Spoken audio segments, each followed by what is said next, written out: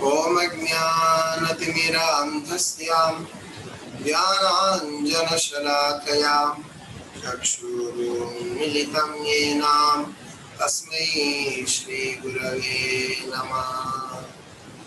श्रीचैतन्यमनोभीष्टं स्थापितं येन भूतले स्वयं रूपकदा मह्यं ददाति स्वापदान्तिकम्। वन्देऽहं श्रीगुरहं श्रीयुतपदगमनं श्रीगुरुन् वैष्णवांश्च श्रीरूपं साग्रजातं सहगणरघुनाथान्वितं तं सजीवं साद्वैतं सावधूतं परिजनसहितं कृष्णचैतन्यदेवं श्रीराधा कृष्णपादान् सहगणललिता श्रीविशाखान्वितांश्च। हे कृष्ण करुणा सिंधो दीनबंधो जगत्पते गोपेश गोपिकाकान्त राधाकान्त नमोस्तुते। तप्तकाञ्चन गौरांगी राधे वृंदावनेश्वरी वृषभानुसुते देवी प्रणमामि हरिप्रिये। कृष्णाय वासुदेवाय देवकी नंदनाय च नंद कुमाराय गोविंदाय नमो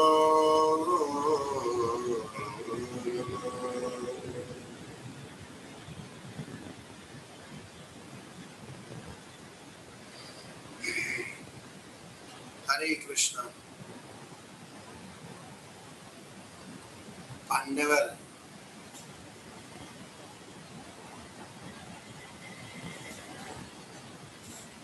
കാമ്യവനത്തിലെത്തുമ്പോ അവിടെ പാണ്ഡവരെയും കാത്തൊരു ഭയങ്കരമായൊരു രാക്ഷസൻ ഉണ്ടായിരുന്നു. കിർമീരൻ എന്നാണ് പേര്. കിർമീരനല്ല, കിർമീരൻ. വിതുരനെ കഥ പറയുവാൻ ഏൽപ്പിച്ചിട്ട് വ്യാസദേവൻ ധൃതരാഷ്ട്രനിൽ നിന്നും പോയി. കൂടാതെ മൈത്രേയനും വളരെ അതിർത്തിയോടുകൂടി ദുര്യോധനനെ ശപിച്ചിട്ട് പോകണ്ടായിരുന്നു. ദുര്യോധനോട് ഒരു ശാപം കൊടുത്തു. ഭീമൻ നിന്റെ തുടയെല്ലാം അടിച്ച് തകർത്തു. അവരവരെല്ലാവരും ഉച്ചൂടും മുടിയും ഇങ്ങനെ ഒരു ശാപവും കൊടുത്തു. ശാപമോക്ഷവും കൊടുത്തു. എന്താ ശാപമോക്ഷം? അവരുമായിട്ട് സന്ധി ചെയ്താൽ, യുദ്ധമില്ലാതെ കഴിച്ചാൽ ചിലപ്പോൾ രക്ഷപ്പെടും.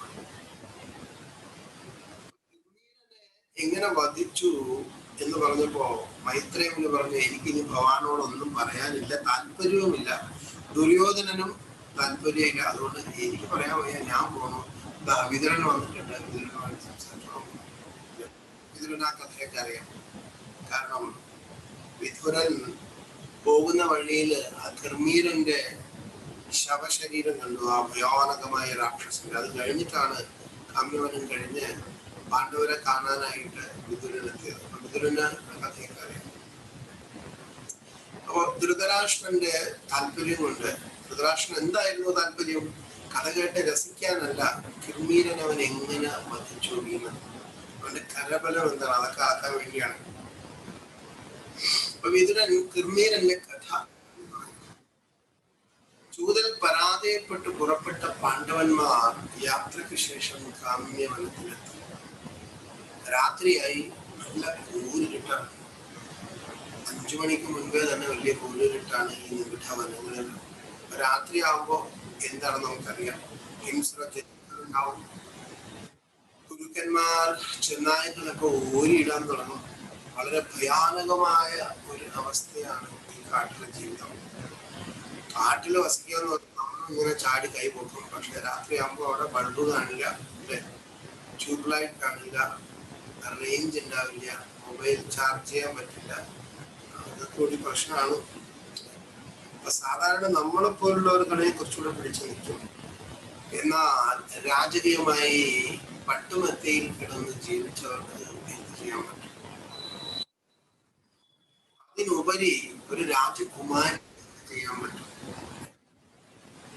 ആ കുമാരിയെ കൂട്ടി കൃഷ്ണയും കൂട്ടി പഞ്ചപാണ്ഡവര് ഇങ്ങനെ നടന്നു. പന്തവും കൂടെ ഉണ്ട്. പന്തം തീപ്പന്തം വെച്ചിട്ടാണ് മുന്നോട്ട് പോകാൻ വഴി തെളിച്ച് ഒറ്റ കൂരുകിട്ടാണ്.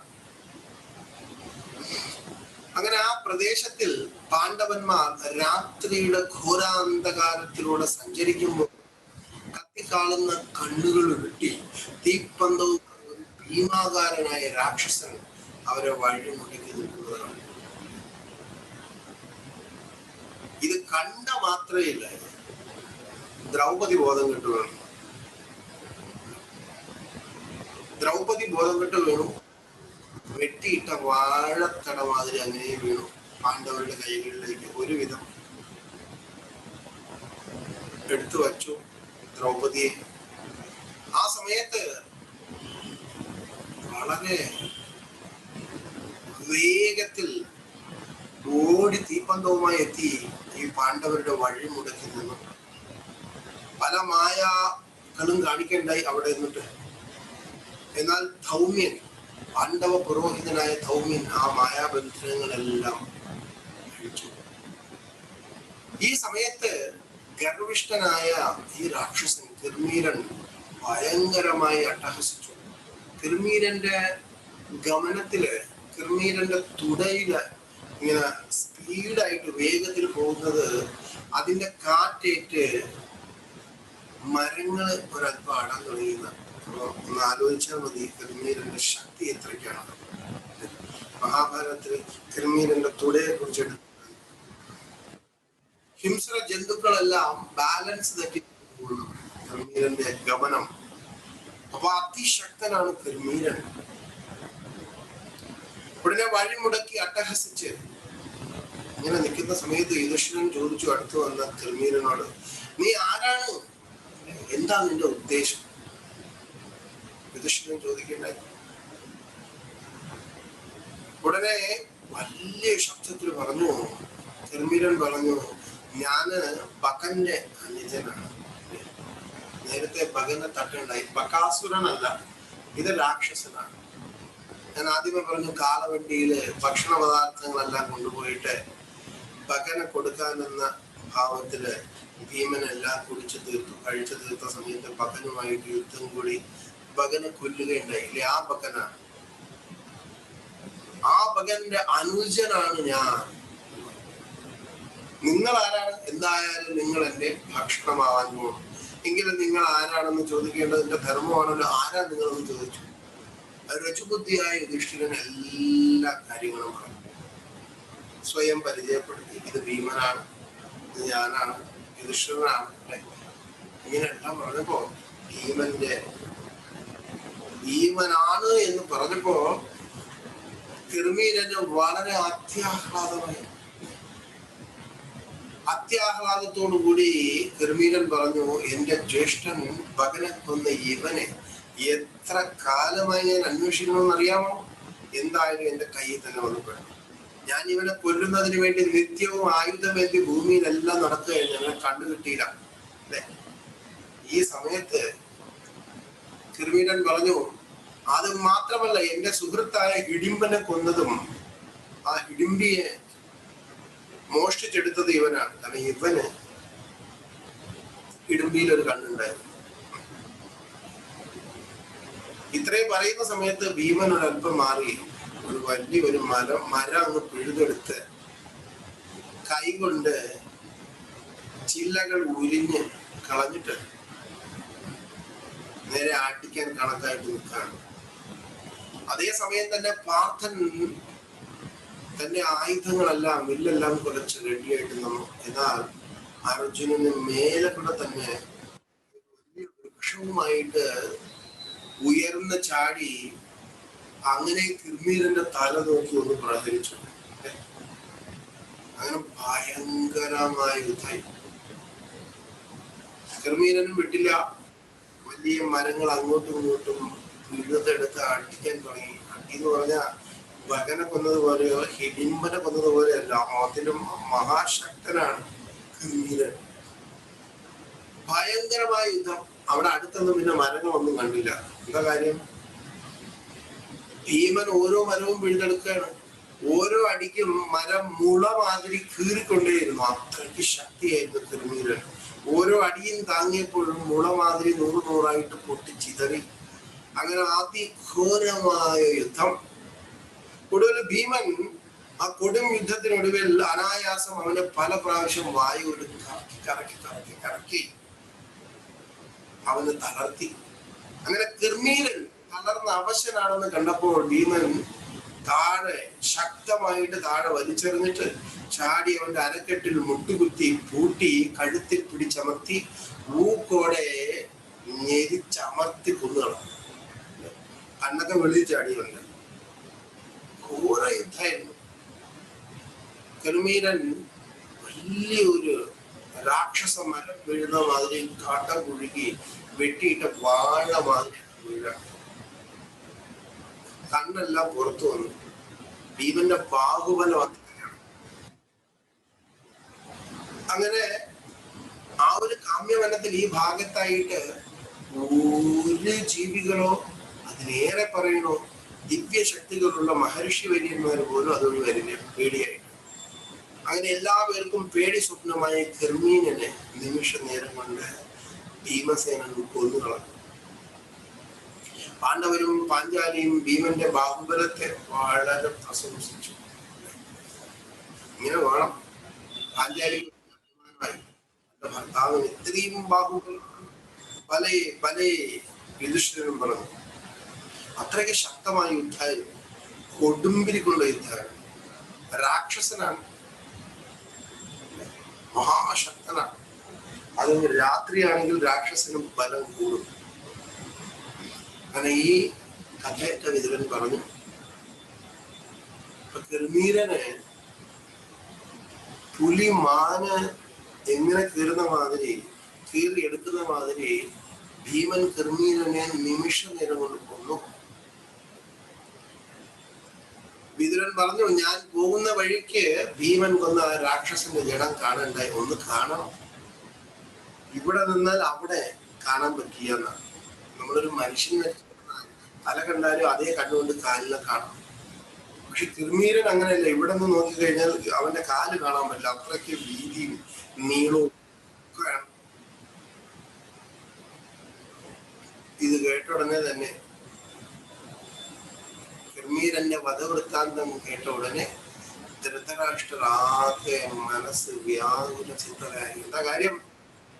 തന്റെ മകനെ കൊല്ലാൻ പോകുന്നത് ഭീമനാണെന്ന് പൂർണ്ണമായും അവിടെ വിശ്വസിച്ചു. വേറെ ആർക്കും ദുര്യോധനെ വധിക്കാൻ പറ്റില്ലല്ലോ.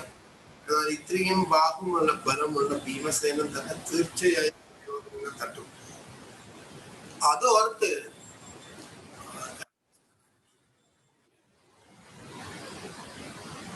ഇങ്ങനെ അതിനുശേഷം പാണ്ഡവർ വനത്തിൽ പ്രവേശിച്ചു എന്നറിഞ്ഞ ഭോജന്മാരും വൃഷ്ണികളും അന്തകന്മാരും അവരൊക്കെ കൃഷ്ണനുമായിട്ട് വളരെ ബന്ധപ്പെട്ടവരാണ്. വൃഷ്ണികൾ പ്രത്യേകിച്ച്. വൃഷ്ണികളും അന്തകന്മാരും ഭോജന്മാരും പാഞ്ചാല പുത്രന്മാരും ദൃഷ്ടകേതുവും ദുഃഖം സഹിക്കാതെ കരയുണ്ടായി. പാഞ്ചാലപുത്രകൾ ആരുണ്ട്? ദൃഷ്ടദ്യുമ്നൻ. അതേമാതിരി ദൃഷ്ടകേതു കാശിയുടെ രാജാവാണ്, അതിശക്തനാണ്. ഭഗവത്ഗീതയിലുണ്ട്, ദൃഷ്ടകേതുശ്ചേകിതാന കാശി രാജശ്ച വീര്യവാൻ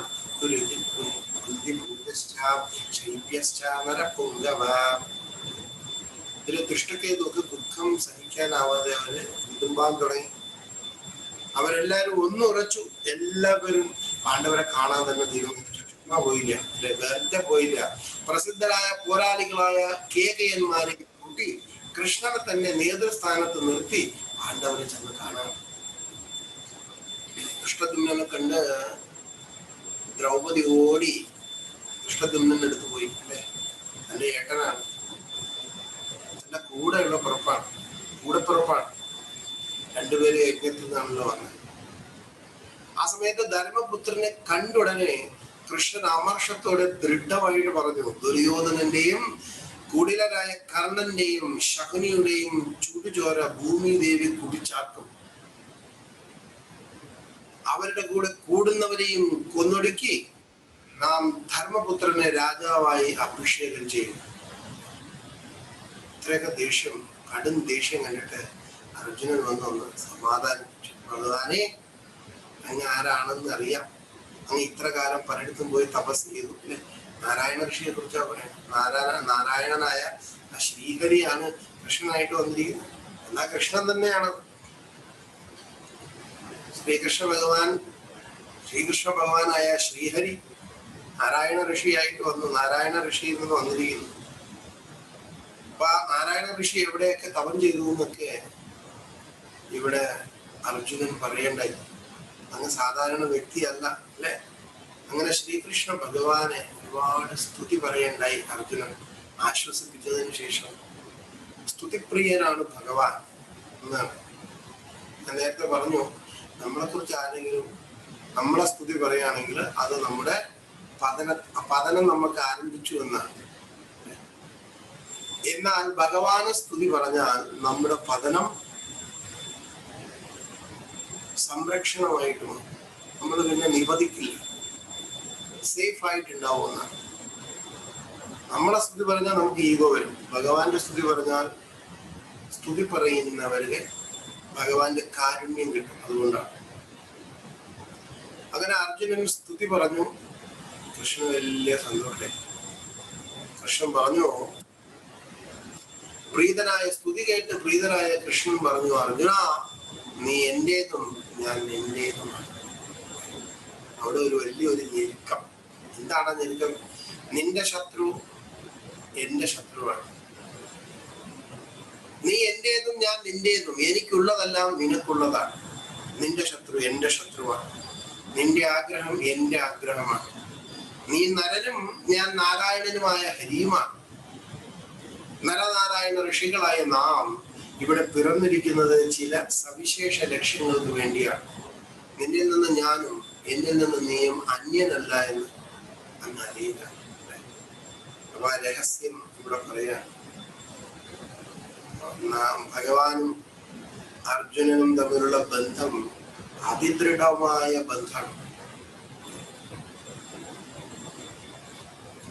അങ്ങനെ അവര് തമ്മില് ആലിംഗനം ചെയ്തു. വീണ്ടും ഇവിടെ നമ്മൾ നോക്കിക്കഴിഞ്ഞാൽ പാണ്ഡവരില് അർജുനനോട് ഒരു പ്രത്യേക തരത്തിലുള്ള ബന്ധമാണ്. എന്താ കാരണം? എപ്പോഴും നാരായണ ഋഷിയുടെ കൂടെ നരൻ കൂടി ഉണ്ടാവും അല്ലെ? നാരായണ ഋഷിയുടെ ദൈവാവതാരമായിട്ടാണ് കൃഷ്ണനും. കൃഷ്ണന് എന്തേലും സാധിക്കില്ല. കൃഷ്ണൻ തന്നെയാണ്, ഭഗവാൻ തന്നെയാണ്. ആ ഭഗവാൻ നാരായണ ഋഷിയിൽ കൂടി ഇനി ഒരു കൃഷ്ണനായിട്ട് വരാം. ഓം പൂർണ്ണമദ പൂർണ്ണമിദം പൂർണ്ണാത് പൂർണ്ണമുദച്യതേ പൂർണ്ണസ്യ പൂർണ്ണമാദായ പൂർണ്ണമേവ അവശിഷ്യതേ. പൂർണ്ണത്തിൽ നിന്ന് പൂർണ്ണമുണ്ടായാൽ പൂർണ്ണം പൂർണ്ണമായിട്ട് അവശേഷിക്കും. പൂർണ്ണം പൂർണ്ണമായിട്ട് തന്നെ അവശേഷിച്ചു. വ്യക്തമായിട്ട് നമ്മൾ മനസ്സിലാക്കേണ്ടത് ശ്രീകൃഷ്ണ ഭഗവാനും ഈ പാണ്ഡവരിൽ മധ്യ പാണ്ഡവനായ അർജുനനുമായിട്ട് ഒരു വലിയൊരു ബന്ധമുണ്ട്. കാരണം രണ്ടുപേരും നരനാരായണ ഋഷിമാരുടെ അവതാരങ്ങളാണ്.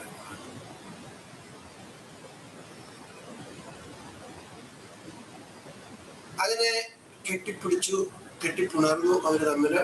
ഈ സമയത്ത് ദ്രൗപദി അവിടേക്ക് ഓടി വന്നു. ദുഷ്ടദ്യുമ്നനെ കൈവിട്ടിട്ട് ദ്രൗപദി ഓടി ആ കൃഷ്ണന്റെ അടുത്ത് ഓടി വന്നിട്ട് പറഞ്ഞു, ആദ്യം പറഞ്ഞത് ഒരുപാട് പരാതികളാണ് അല്ലെ? കൃഷ്ണ, നീയും എന്നെ കൈവിട്ടത് എന്തുകൊണ്ട്? നീ എന്നെ കൈവിട്ടത് കുറച്ചു നേരത്തെ രക്ഷിച്ച കാര്യം അറിഞ്ഞില്ല. മാനവ ഒരുപാട് സാരി എല്ലാം കൊടുത്ത് സഹായിച്ച കാര്യമൊക്കെ പിന്നെയും കൃഷ്ണ മറന്നുപോയി. പക്ഷെ എങ്കിലും അതിദുഃഖത്താൽ ദ്രൗപദി വന്ന് പറഞ്ഞു, ഞാന് സഭാമധ്യത്തില് വലിച്ചിഴക്കപ്പെട്ടു. ഞാൻ രജസ്വലയായിരുന്നു. ഒറ്റ വസ്ത്രത്തിൽ അശുദ്ധ അശുദ്ധിയായിട്ടിരുന്ന സമയത്താണ് ദുശാസനൻ ഞാൻ അഗ്നിയിൽ നിന്ന് വന്നവളാണ്, എന്നിട്ടും എന്റെ മുടിയിൽ പിടിച്ചു വലിച്ച് എന്നെ തറയിൽ തള്ളിയിട്ട് അവരെല്ലാവരും എന്നെ നോക്കി ചിരിച്ചു. എന്തിനേറെ പറയുന്നു, ഈ പാണ്ഡവരുണ്ടല്ലോ എവരും കൈകെട്ടിയിരുന്നു. അവരെ കുറിച്ച് എന്ത് പാണ്ഡവരെ കുറിച്ച് കുറ്റം പറയണം? ഭഗവാന്റെ അടുത്ത് കുറച്ച് കുറ്റം പറഞ്ഞാൽ കുഴപ്പമില്ല ഭർത്താവിന്, പക്ഷെ ബാക്കിയുള്ളവർക്ക് കുറ്റം പറയാം. അത് ദ്രൗപദി ആരോടും കുറ്റം പറഞ്ഞില്ല, എന്നാൽ കണ്ണനെ കണ്ടപ്പോ, കൃഷ്ണനെ കണ്ടപ്പോ കുറ്റം പറഞ്ഞു. ഒരു ഭാര്യ ഒരിക്കലും ഭർത്താവിന് കുറ്റം പറയാൻ പാടില്ല. ഭർത്താവിനെ ഉല്ലംഘിക്കുന്നവൾ അടുത്ത ജന്മം ഓന്തായിട്ട് പുറപ്പെടുന്ന സ്മൃതി വചനം അനുസരിച്ച്. അതിനർത്ഥം ഭർത്താവ് പറയുന്നത് നമുക്ക് കള്ളനോട്ടടിക്കുക എന്ന് പറഞ്ഞാൽ ശരി, ഓക്കെ, അങ്ങനെ അല്ല ഉദ്ദേശിക്കുന്നത്. ആ ധർമ്മത്തിൽ ചരിക്കുന്ന ഭർത്താവ്, ആ ഭർത്താവിനെ ഉല്ലംഘിക്കുന്നത് അടുത്ത ജന്മം ഓന്തായിട്ട് പിറക്കുന്നതിന് തുല്യമാണ്. അതുകൊണ്ട് യാതൊരു രീതിയിലും ഭർത്താവിനെ ഉല്ലംഘിക്കുവാൻ ശാസ്ത്രമനുസരിച്ച് ഭർത്താവിനെ ഉല്ലംഘിക്കുന്ന ഭാര്യയെ ഉപേക്ഷിക്കണമെന്നാണ് ശാസ്ത്രവിധി. അവരെപ്പോഴും വീട്ടിലെ കലഹം ഉണ്ടാക്കുമെന്നാണ്. ഇത് ഞാൻ വന്നിട്ട് ഭാര്യമാരെ കുറ്റം പറയുന്നതല്ല, പൊതുവെ എന്താ പറയാ, ധർമ്മപത്നികളല്ലാത്തവരെ അതേമാതിരി തന്നെ ഭർത്താക്കന്മാരും കണക്കാണ് അല്ലെ. അതുകൊണ്ട് പൊതുവെ പറഞ്ഞാൽ ഭാര്യയല്ല അവിടുത്തെ പ്രശ്നം, ഇപ്പോഴും കുടുംബത്തിലെ പ്രശ്നം ഭർത്താവാണ്.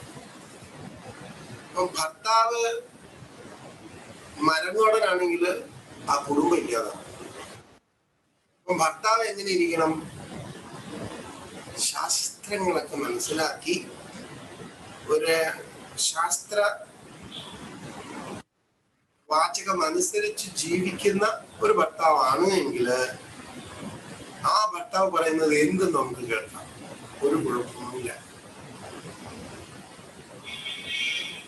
എന്നാൽ വിധിവിഹിതങ്ങളെയൊക്കെ കണക്കിലെടുക്കാതെ തന്നിഷ്ടം പോലെ ഭൗതിക ജീവിതത്തിന് മാത്രം മുൻതൂക്കം നൽകുന്നു. അങ്ങനെയുള്ള ഭർത്താക്കന്മാരെ കുറിച്ചല്ല ഇവിടെ പറയുന്നത്.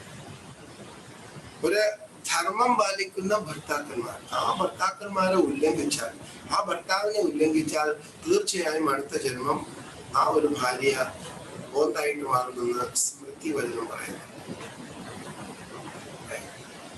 അപ്പൊ അതുകൊണ്ട് ഒരു ഫാമിലിയില് ഒരു ഭാര്യയല്ല ഇമ്പോർട്ടന്റ്, ഭാര്യയല്ല നേരെയാവേണ്ടത്, ഭർത്താവാണ് നേരെയാവേണ്ടത്. നല്ല ഭർത്താവാണ് എങ്കിൽ ആ ഭർത്താവിന്റെ അസോസിയേഷൻ കിട്ടി ഭാര്യ നല്ലതാവുന്ന, കുട്ടികൾ നല്ലതാവുന്ന.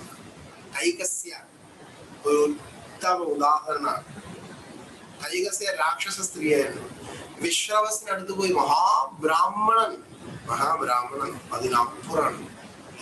ബ്രഹ്മാവുമായിട്ട് എത്രയോ അടുത്ത ബന്ധമാണ് വിശ്രവസ്. അപ്പൊ വിശ്രവസിനോട് കൈകസ്യ വിവാഹം കഴിക്കാൻ പറഞ്ഞു. അങ്ങനെ എന്തൊക്കെയോ ആയി അങ്ങനെ വിവാഹം കഴിച്ചു. അപ്പൊ കൈകസ്യ രാക്ഷസി, അതിനപ്പുറം വിശ്രവസ് മഹാബ്രാഹ്മണൻ. എങ്കിലും കുട്ടി പിറന്നപ്പോ രാവണനായിട്ട് മാറി. കാരണം കൈകസ്യ എന്ന ഭാര്യ വളരെ മോശപ്പെട്ട ഭാര്യയാണ്. അതുകൊണ്ട് അച്ഛനും അമ്മയും അങ്ങനെ അതേമാതിരിയാണ്. അതിൽ കൂടുതലും അമ്മയുടെ രാക്ഷസ ഗുണം കിട്ടിയത് കൊണ്ട് രാവണനായിട്ട് മാറി. രണ്ടാമത് കുംഭകർണൻ, മൂന്നാമത് ശൂർപ്പണഖ, ഇങ്ങനെയൊക്കെ വന്നു. എങ്കിലും കുറെ കഴിഞ്ഞപ്പോ വിശ്രവസിന്റെ ഇൻഫ്ലുവൻസ് കൊണ്ട് കൈകസ്യക്ക് ഇനിയൊരു പുത്രനുണ്ടായി. അതാണ് വിഭീഷണൻ. മഹാഭക്തനാണ്. അപ്പൊ സ്ത്രീ എങ്ങനെയോ ആയിക്കോട്ടെ, കുഴപ്പമില്ല എന്നാണ്. കുഴപ്പമില്ല, സ്വഭാവം നന്നായിരിക്കട്ടെ, സ്വഭാവം ദുഷിച്ചിരിക്കട്ടെ, പഠിക്കാതിരിക്കട്ടെ, പഠിച്ചിരിക്കട്ടെ, ചാടിക്കൊണ്ടിരിക്കുന്ന സ്ത്രീ ആവട്ടെ, സമാധാനപ്പെട്ട സ്ത്രീ ആയിരിക്കട്ടെ, അതിന് പ്രശ്നമില്ല. ക്വാളിറ്റി കുറഞ്ഞിരിക്കട്ടെ, പ്രശ്നമില്ല.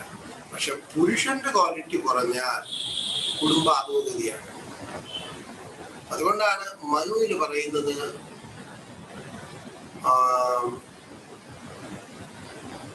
കന്യക ഋതുമതി ആയാലും സ്വന്തം അച്ഛന്റെ കൂടെ വീട്ടിലിരിക്കുകയാണ് ഭേദം. അല്ലാതെ ഒരു വിദ്യാ ശാസ്ത്രാദി ഗുണശൂന്യന് വിവാഹം കഴിച്ചു കൊടുക്കാൻ പാടില്ല എന്നാ പറയുന്നത്. ഒരു ധർമ്മമില്ലാത്ത ഒരുത്തന് കന്യകയെ വിവാഹം കഴിച്ചു കൊടുക്കാൻ പാടില്ല. അങ്ങനെ ധർമ്മമില്ലാത്തവനാണെങ്കിൽ കല്യാണം കഴിപ്പിക്കാതെ വീട്ടിൽ തന്നെ നിർത്തി അച്ഛൻ തന്നെ സംരക്ഷിക്കുന്നതാണ് നല്ലത് എന്നാണ് സ്മൃതി പറയുന്നത്. അപ്പൊ ഈ ഭൗതിക ലോകത്തില് പലരും പറയും സ്ത്രീ ദുഷിക്കുന്നതാണ് പ്രധാന കാരണം. പക്ഷെ ഞാൻ പറയുന്നു പുരുഷൻ ദുഷിച്ചതാണ് ഈ ലോകത്തിലെ പ്രധാന കാരണം. അറിയില്ല, നിങ്ങൾ യോജിക്കണോ ഇല്ലയെന്ന് അറിയില്ല. ശാസ്ത്രം വായിച്ച് മനസ്സിലാക്കിയിട്ട് ഞാൻ മനസ്സിലാക്കിയ ഒരു കാര്യമാണ്, ഞാൻ സാക്ഷാത്കരിച്ച ഒരു കാര്യമാണ്. ശരിയായ ഒരു പുരുഷൻ ഉണ്ട് എങ്കിൽ തീർച്ചയായും ആ ധർമ്മിഷ്ഠനായ പുരുഷന്റെ ഇൻഫ്ലുവൻസ് കൊണ്ട് എത്ര മോശമായ ഭാര്യയായാലും മാറി വരും, ഉറപ്പാണ്. മാറി വന്നിരിക്കും. ഒരിക്കലും സ്ത്രീയെ ഉപദേശിച്ചോ അടിച്ചോ നന്നാക്കാൻ പറ്റില്ല, മോശപ്പെടുത്തിയോ ഒന്നും നന്നാക്കാൻ പറ്റില്ല. അവര് സ്നേഹം കൊണ്ടും ക്ഷമ കൊണ്ടും പുരുഷന്റെ നല്ല ഗുണങ്ങൾ കൊണ്ടും മാത്രമേ അവരെ ഇൻഫ്ലുവൻസ് ചെയ്യാൻ പറ്റുള്ളൂ എന്നാണ് ശാസ്ത്രം പറയുന്നത്. അതുകൊണ്ടാണ് ഇവിടെ വിദ്യാധിഗുണ ശൂന്യന്, ശാസ്ത്ര വിദ്യാധിഗുണ ശൂന്യന് കല്യാണം കഴിച്ചു കൊടുക്കാൻ പാടില്ല എന്ന് പറയുന്നത്. അപ്പൊ ഈ ഭൗതിക ലോകത്തിലെ ഏറ്റവും വലിയ പ്രശ്നം ആരാണ്? യോഗ്യതയില്ലാത്ത ഭർത്താക്കന്മാരാണ്. ഇതിപ്പോ സ്ത്രീകൾ എന്നെ സപ്പോർട്ട് ചെയ്യാൻ വേണ്ടിയല്ല ഞാനിത് പറയാം. പ്രധാനമായിട്ടുമുള്ള പ്രശ്നം അവിടുന്ന് വരുന്നത്, അവര് വളരെ എന്താ പറയാ, ഒരു പ്ലാനും ഇല്ല ജീവിതത്തിൽ. പ്ലാൻ ഇടുമ്പോഴത്തേക്കും ഒരുപാട് സമയം കളയും, ഒരുപാട് സമയമായി പോയി ഭർത്താക്കന്മാർക്ക്. എന്തായാലും എല്ലാ ഭർത്താക്കന്മാരെ ഞാൻ അടച്ച് ആക്ഷേപിക്കുന്നില്ല. കൂടുതലും പ്രശ്നം പുരുഷൻ ശരിയല്ലാത്തത് കൊണ്ടാണ് കുടുംബം നന്നായിട്ട് പോകാറ്. ഇനി സ്ത്രീ ദുഷിച്ചു പോകുന്നതും അതുകൊണ്ടാണ്, പുരുഷൻ ശരിയല്ലാത്ത, അല്ല സ്ത്രീ ശരിയല്ലാത്തതുകൊണ്ടല്ല. അതുകൊണ്ട് എപ്പോഴും നമ്മള് കുട്ടികൾക്ക് വിവാഹം കഴിച്ചു കൊടുക്കുമ്പോൾ മെറ്റീരിയൽ എഡ്യൂക്കേഷൻ മാത്രം നോക്കരുത്. ഒരു വരന്റെ ഒരു ഭഗവത്ഗീത അറിഞ്ഞിരിക്കണം, അങ്ങനെയൊക്കെയുള്ള എന്തെങ്കിലുമൊക്കെ ക്വാളിറ്റിയൊക്കെ നമ്മൾ എക്സ്പെക്ട് ചെയ്താൽ നന്നായിരിക്കും. കുറച്ച് ധർമ്മം അറിഞ്ഞിരിക്കണം, സത്യവാനായിരിക്കണം. അതേമാതിരി തന്നെ മറ്റുള്ള സ്ത്രീകളുമായിട്ട് ഒരുപാട് അഭിനിവേശം ഉണ്ടാവാത്തവനായിരിക്കണം. അതൊക്കെ ജാതകം നോക്കി അറിയാൻ പറ്റും. വരന്റെ ജാതകം നോക്കി കഴിഞ്ഞാൽ നമുക്ക് പൂർണ്ണമായിട്ട് അറിയാൻ പറ്റും. ഏത് ദശ ഏതിൽ നിന്നാൽ ഇവൻ കാമദേവനാണെന്ന് അറിയാൻ പറ്റും, അല്ലെ? ധർമ്മമുണ്ടോ, മോറലാണോ അതോ ഇമ്മോറൽ ആണോ എന്നൊക്കെ നമുക്ക് അറിയാൻ പറ്റും ജാതകം. അതിനൊക്കെയാണ് ഈ ജാതകം എന്ന് പറയുന്നത്. അപ്പൊ ജാതകം നോക്കിക്കഴിഞ്ഞാൽ സ്ത്രീയുടെയും പുരുഷന്റെയും എല്ലാ സ്വഭാവം അറിയാൻ പറ്റും. ഇതിനൊക്കെയാ ജാതകം. അതായത് കല്യാണം കഴിക്കാൻ വേണ്ടിയല്ല ജാതകം, കല്യാണത്തിന്റെ ഡേറ്റ് കുറിക്കാൻ വേണ്ടിയല്ല ജാതകം. ഇതൊക്കെ നോക്കണം. എന്തൊക്കെയാ നോക്കേണ്ടത്?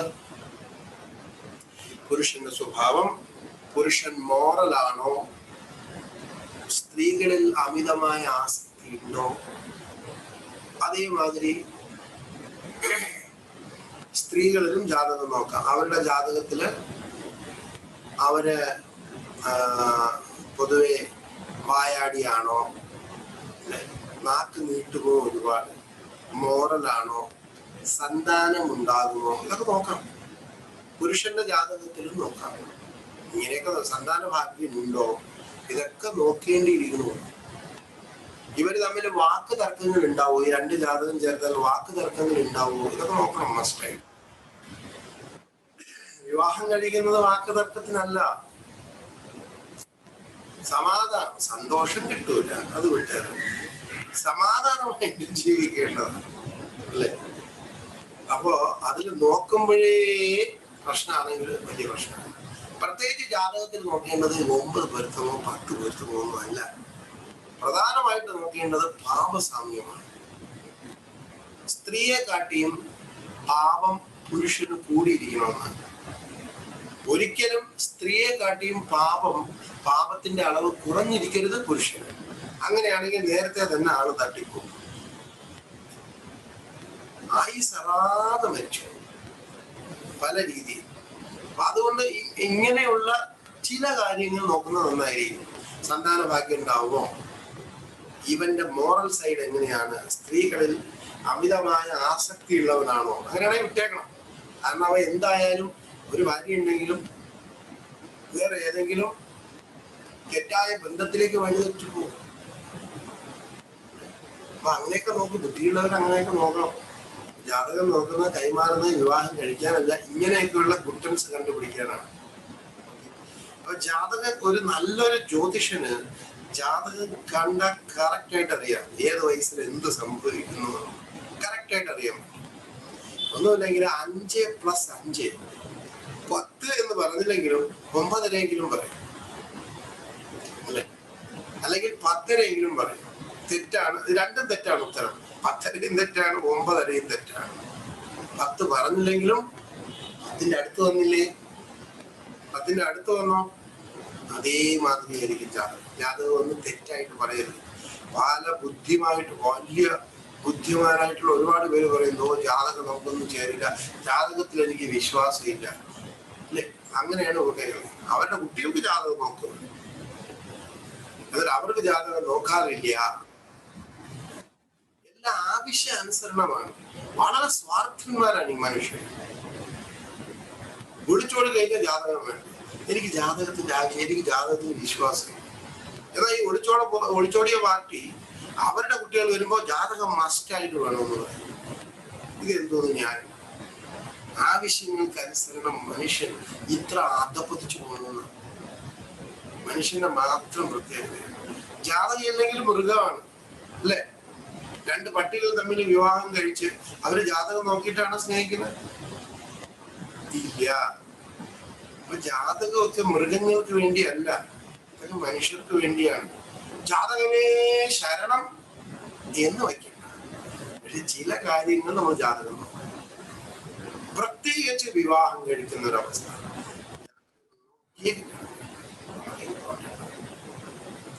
ആ ജാതകത്തില് 10 പൊരുത്തം വേണ്ട, 5-6 മതി.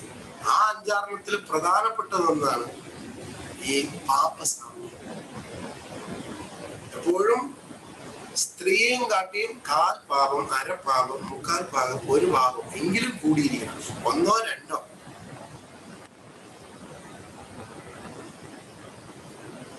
നമ്മള് വേറെ എങ്ങോട്ടോ ഓടിപ്പോയി, നമ്മൾ തിരിച്ചു വരാം.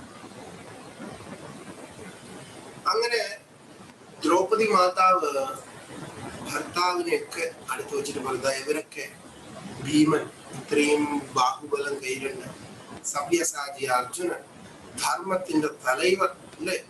ഇത്രയൊക്കെ ഉണ്ടായിട്ടും സ്വന്തം ഭാര്യയെ രക്ഷിക്കാൻ പറ്റിയില്ല. കുറച്ച് കഴിഞ്ഞപ്പോഴേ കൃഷ്ണനെ വഴക്ക് പറഞ്ഞു, എന്നാ പിന്നെ നാഥനായ നീ പോലും എന്നെ കൈവെടിഞ്ഞു. ഒരു വിഷമമുള്ളതുകൊണ്ട് അങ്ങനെ പറഞ്ഞാണ്, അല്ലെ? ഭഗവാൻ തന്നെയാണ് അവരെ രക്ഷിച്ചത്. ജയസ്തു പാണ്ഡുപുത്രാണാം തേഷാം പക്ഷേ ജനാർദ്ദന. എല്ലാരെയും പാണ്ഡുപുത്രന്മാരെ ഒക്കെ രക്ഷപ്പെടുത്തിയത് ഭഗവാനാണ്. ഭഗവാൻ എന്നെ ഉടനെ തന്നെ ദ്രൗപദി പറയാണ്, കൃഷ്ണ നീയും എന്നെ കൈവിട്ടു, നിന്നെയും കണ്ടില്ല ഈ സമയത്ത്, എവിടെ പോയിരുന്നു? ഭഗവാൻ എന്നെ 4 നിലയ്ക്ക് രക്ഷിക്കേണ്ടതായിരുന്നില്ലേ? 4 നിലയ്ക്ക് നീ എന്നെ എന്തൊക്കെയാ? ബന്ധത്താല്, ബഹുമാനത്താല്, സ്നേഹത്താല്, എന്റെ നാഥനായതിലും. ഈ 4 കാര്യത്തിൽ എന്നെ രക്ഷിക്കാനുള്ള ചുമതല ഭഗവാനില്ലേ? ഈ രീതിയിൽ എന്നെ രക്ഷിക്കേണ്ടതായിരുന്നില്ലേ കൃഷ്ണ? എന്നാ നീയും വന്ന് എന്നെ രക്ഷിച്ചു. എന്തിനാണ് ഞാൻ ഈ കഷ്ടപ്പെടുന്നത്? കൃഷ്ണൻ എത്ര ദേഷ്യായി, വളരെ സങ്കടമായി. കൃഷ്ണന് സഹിക്കാൻ പറ്റാതെ ഒരു ശപഥം കൊടുത്തു. കൃഷ്ണൻ പറഞ്ഞു, ചൂതാട്ടം അരങ്ങേറുന്ന വേളയിൽ ഞാൻ ദ്വാരകയിൽ ഉണ്ടായിരുന്നില്ല കൃഷ്ണനെ, എങ്കിൽ ഇങ്ങനെയൊന്നും ഭവിക്കില്ലായിരുന്നു. ചുമ്മാ അറിഞ്ഞാണ് കൃഷ്ണൻ, അല്ലെ? കൃഷ്ണ വന്നു കഴിഞ്ഞു കഴിഞ്ഞാൽ ഇവര് പിന്നെ ഇവിടെ വരൂ? കിർമീരനെ കൊല്ലും. ഇനി കുറെ കാര്യങ്ങൾ നടക്കാനുണ്ട്. അപ്പൊ കൃഷ്ണൻ അവിടെ പോയി ചൂതൊക്കെ നിർത്തി കഴിഞ്ഞാൽ ഒരു പരിപാടിയും നടക്കില്ല. എങ്കിലും കൃഷ്ണൻ പറയാണ്, എന്നെ ആരും ക്ഷണിച്ചില്ലെങ്കിലും ഞാൻ ഭീഷ്മ ദ്രോണ ത്രിവരുടെയൊക്കെ പിന്തുണയോടെ ധൃതരാഷ്ട്ര ധർമ്മം പറഞ്ഞ് മനസ്സിലാക്കി ചൂതാട്ടത്തിന്റെ മഹാനാശത്തിൽ നിന്നും പിന്തിരിക്കുകയായിരുന്നു. അഥവാ ഞാൻ പറഞ്ഞത് നിരസിച്ചാൽ ബലമായ ചൂതാട്ടം ഞാൻ തടയുമായിരുന്നു. അല്ലെങ്കിൽ ചൂതാട്ടക്കാരെ വന്ന എല്ലാവരെയും ഞാൻ കൊന്നേനെ, കൊന്നൊടുക്കിയാണ്. പക്ഷെ ഞാൻ ദ്വാരകയിൽ മടങ്ങി വന്നപ്പോൾ സാത്യകി പറഞ്ഞിട്ടാണ് നിങ്ങൾക്കുണ്ടായ ഈ മഹാസങ്കടത്തെ കുറിച്ച് അറിഞ്ഞ് ഞാൻ ഇങ്ങോട്ട് പുറപ്പെട്ടത്. എത്ര കാര്യമായിട്ട് പറയണമെന്നുണ്ട് കണ്ണൻ. കണ്ണൻ പറഞ്ഞ എന്തിനാണ്? ദ്രൗപദി ഒന്ന് സമാശ്വസിപ്പിക്കാനാണ്. കാരണം കൃഷ്ണൻ അവിടെ വന്നു കഴിഞ്ഞാൽ പിന്നെ ഈ കഥ പറഞ്ഞ ഉടനെ ശ്രീകൃഷ്ണ ഭഗവാൻ പറഞ്ഞു, ഒരിക്കലും നീ സങ്കടപ്പെടണ്ട, നീ ഒരിക്കലും സങ്കടപ്പെടരുത്. നീ രാജപത്നിയായിട്ട് മാറും. 13ാമത്തെ വർഷം രാജപത്നി, ഹസ്തിനാപുരത്തിലെ ഇന്ദ്രപ്രസ്ഥത്തിലെ രാജപത്നിയായിട്ട് മാറും. എല്ലാവരെയും ഞാൻ കൊന്നിരിക്കും. അല്ലെ, ഒരു വലിയൊരു ശബ്ദം, കൃഷ്ണൻ ഒരു ശബ്ദം എടുക്കണ്ടേ? മാത്രമല്ല, നേരത്തെ തന്നെ ഇവര് വനവാസത്തിന് എത്തിയ സമയത്ത് തന്നെ അവിടെ മൈത്രേയ മുനി ഒരു ശാപവും കൊടുത്തു ദുര്യോധനന്. അപ്പൊ ചൂതുകളി നടന്നില്ലെങ്കിൽ മൈത്രേയ മുനി ശപിക്കും. ഇവര് വനവാസത്തിന് പോകും. കുറേ അറ്റാച്ച്മെന്റ് പരിപാടികളൊക്കെ ഉണ്ട്, കാര്യങ്ങളൊക്കെ ചെയ്യാനുണ്ട്. അപ്പോ ഞാൻ ദ്വാരകയിൽ മടങ്ങി വന്നപ്പോൾ സാത്യകി പറഞ്ഞിട്ടാണ് നിങ്ങൾക്കുണ്ടായ ഈ മഹാസങ്കടത്തെ കുറിച്ച് അറിഞ്ഞ് ഞാൻ ഇങ്ങോട്ട് പോകുന്നു. സാത്യകിയാരാ? കൂടെ ഉണ്ട്.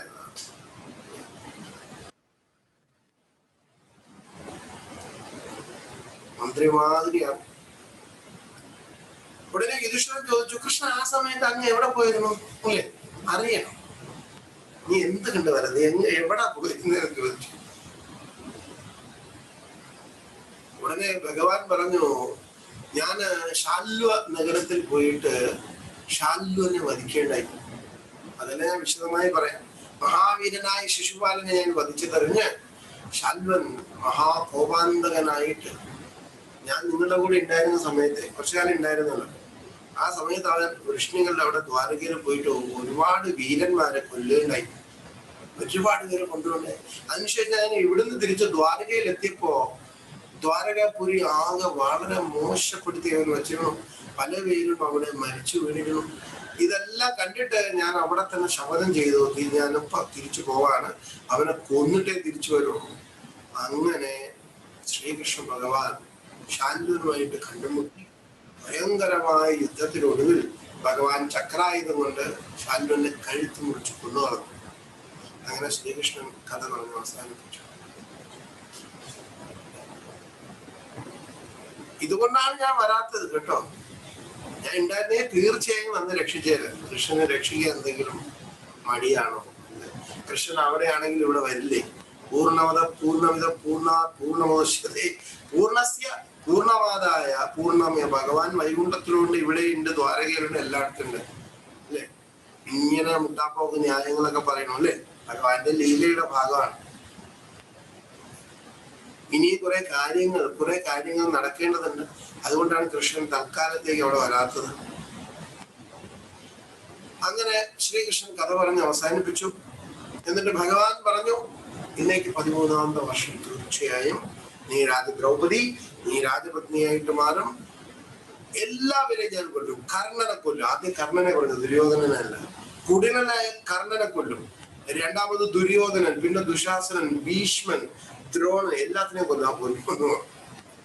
എല്ലാവരെയും വധിക്കുമെന്ന് പറഞ്ഞു. ദ്രൗപദി വലിയ ആശ്വാസം. അങ്ങനെ തന്നെ വേണം.